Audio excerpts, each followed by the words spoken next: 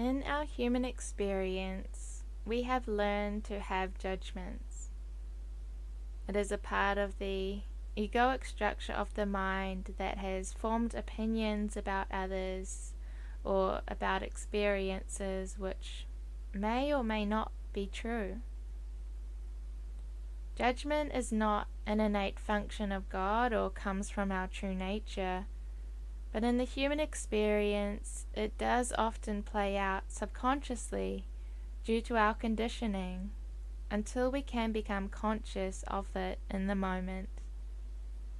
So let's explore our part in the co-creation of the things we judge and how we can navigate judgment as a human being.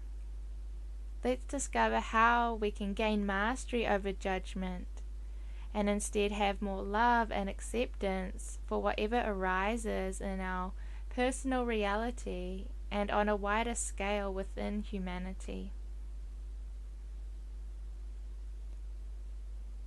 If you can be open to your judgments being a catalyst for healing and transformation, you are loosening the tight grip of the conditioned mind already and are beginning to expand your consciousness into integrating new perspectives and bringing about healing and wholeness.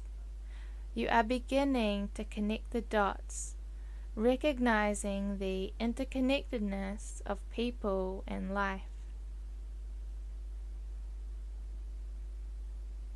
Often we have judgments towards people, other belief systems, or about certain situations. They can arise after we feel an internal trigger within us and our mind starts saying this and that. Judgments often show us the negative qualities within us that we have not mastered. Perhaps we are judging another for being impatient, rude, selfish, too sensitive, etc. But maybe there is a part of ourselves that acts in these ways too, or is suppressing them. Now, when I say negative, it's not exactly bad. It's more the qualities within that we haven't allowed ourselves to love, express, embody, or simply accept. For example, we may see a beautiful woman wearing a gorgeous dress and she is beaming with confidence. Perhaps the shadow within us says, "Oh, she's so overdressed and self-centered, she's an attention seeker." This can reflect to us that deep down we wished we had the courage to dress and express ourselves with confidence and empowerment. Maybe we are being invited into allowing ourselves to be more self-expressive and be authentic in how we are embodying our unique essence. Perhaps we care too much about what other people think about us, and maybe there is a part of us that desires to be seen. So from this we can also see that often our judgments about another are not actually true. Rather than it's coming from our own trauma or wounds that wish to be brought into the light and integrated so that we can have acceptance and love. Outer reflections are shown to us so that we recognize our shadows. Judgment can also act as a defense mechanism to protect ourselves from being hurt by projecting our stuff onto others. Knowing this can perhaps allow us to have compassion for another who seems to be very judgmental, and also have compassion for ourselves when we feel it arise, and be able to see that the medicine in the moment is our own love, compassion, presence, and forgiveness. And if we cannot possibly see how what we are judging and getting triggered by relates to us at all, we can at least just accept and honor the person or situation acknowledging the diversity in life and the uniqueness of all beings. Remember that unity and oneness is not sameness. It is accepting the unique diversity of life, knowing that everyone and everything fits in perfectly in their own way. They are God's creation just like you. So, what can we do to prevent judgment from coming up constantly in our lives? How do we deal with the judgment that seems to arise within us about life? Number 1, we can integrate the catalyst in our human experience. We can see it for what it is, ultimately a call for love and healing. Really, the choice is ours. We can either open into the healing and learning experience of judgment, if it does arise, or we can be in resistance and denial of it, which would only reinforce it and strengthen it further. So what are we choosing? Can you have self-forgiveness if the judgment does arise, and welcome it with open arms instead of condemning it? Will you give it your presence and love and thank it for coming into the light of your awareness? Number 2, we can be in a heart-based consciousness state. As often as we can live in alignment with our most natural, authentic self. We can be in a heart-centered state of consciousness. Be in alignment with God and our divine presence where judgment cannot exist in the first place. In this human experience, we can operate in this state powerfully. As our hearts and minds are in coherence, our natural state is seeing and acting from a higher perspective, that of love, that of acceptance and oneness. And number 3, awareness of thoughts and belief systems. You are not your thoughts. You are just experiencing the coming and going of thoughts. However, they are often a match to the vibrational resonance that you are currently holding and reinforce the deep beliefs that you have within. Therefore, if you find unloving thoughts arising in the mind, how about getting curious about them? How about wondering where they are coming from? Perhaps you discover a belief that has been within you since childhood that wants to alchemize and integrate. But perhaps you may not need to go into it so deeply. If you can recognize that it is false and it is stemming from perhaps your lack of sleep, a stressful day, and sloppy alignment, you may know that you've been placing your conscious awareness on terrible stories in the news or engaging in gossiping. Operating from the egoic structure of the mind and not from your true self is a call to align back with who you truly are, and creating space and stillness can help with this. Therefore, it can be more of a readjustment in your consciousness and energy that is required, rather than a deep dive into belief systems and healing. So trust that you know what is best for you to do. And a little reminder here, judgment is not a bad or negative thing. Judgment is a wonderful teacher for us, as long as we are willing to listen to it. It can only cause suffering if we resist it or take it out on another.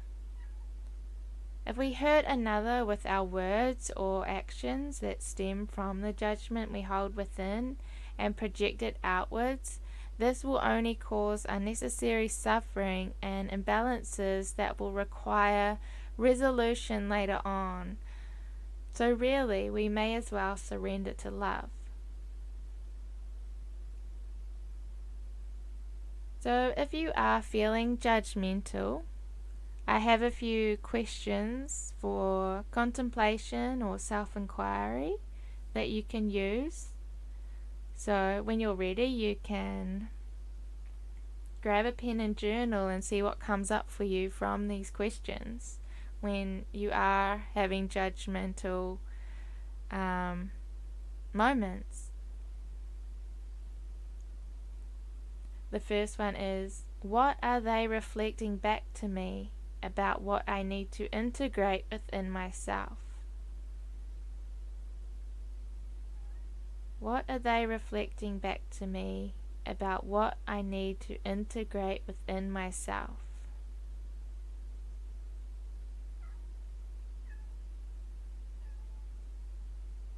And another one is my judgment towards them showing me what I really want the courage to express and embody?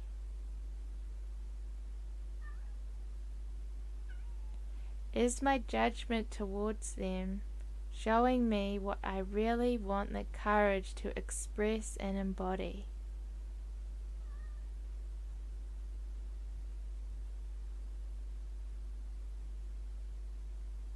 The next one is this judgment true?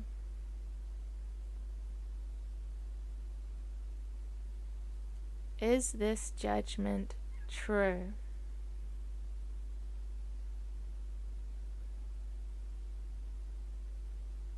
And the next one is, how can I love and accept them just as they are?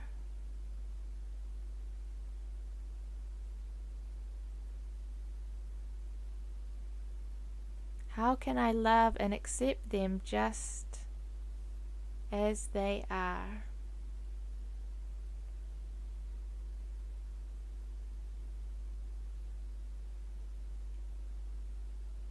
And the last one is this a reflection of my own insecurities?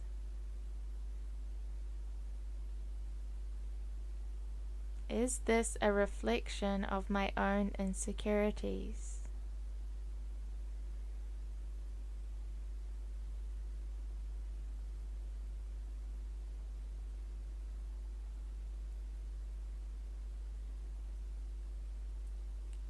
So then what would be the next step?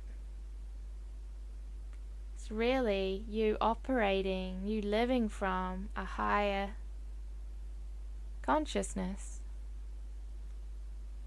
Over time, as we become less judgmental and the ego has less of a hold on us, as our higher self-consciousness and heart take the lead, we operate from a loving awareness in and towards life. Instead of getting triggered and judgmental and being invited to go within, we are simply aware of experiences and situations in our life, and we receive the message from Spirit, God, in a state of presence and receptivity in the moment. So we're more awake and aware in the moment, rather than needing to pause, tune in, and go within. We are living from our I am presence, our higher self-consciousness, where we are tapped in and tuned into life and its wisdom, rather than needing our buttons to be pushed and judgments to arise. We feel at one with God and life and trust in the unfolding of it, and are in alignment with the will of God as we live our human experience grounded in peace and joy. The synchronicities present themselves, and we have compassion and curiosity, and ultimately hold forgiveness, acceptance, and love for ourselves and others. The coherence within our hearts and minds allow us to be a vessel for grace, and we alchemize through love automatically rather than through fear and misalignment. Now, this does not mean that judgments may never arise again. They can in surprising ways, but you have a strong foundation to operate from, which can make integrating any catalyst or judgment more easeful and instant.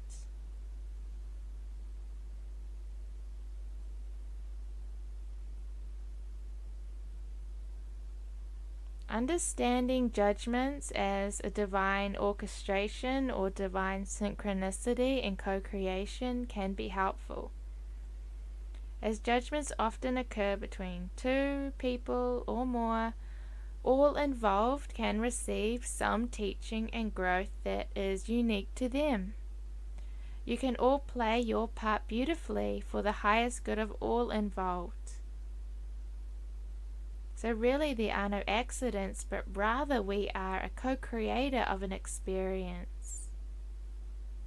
Knowing this allows us to stay out of victim consciousness and reside in a state of curiosity, gratitude, and empowerment when a situation may arise. All people involved are part of this grand orchestration and are benefiting from it in some way.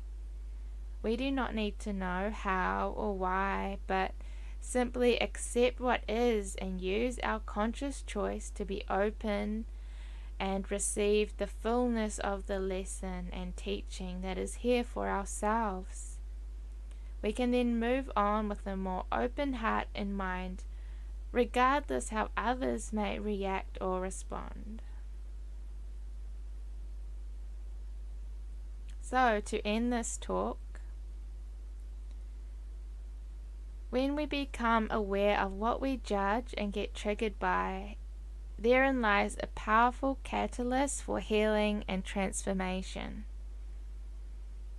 We can use these catalytic moments to invite us into our power and into expansion and growth.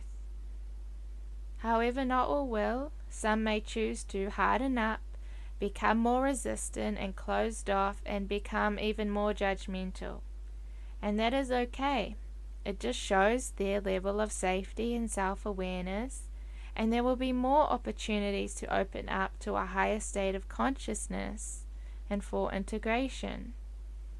However, if you can harness the power of catalysts that arise throughout your human experience, and you meet them with an open mind and heart, you will find yourself experience more joy, flow, and grace.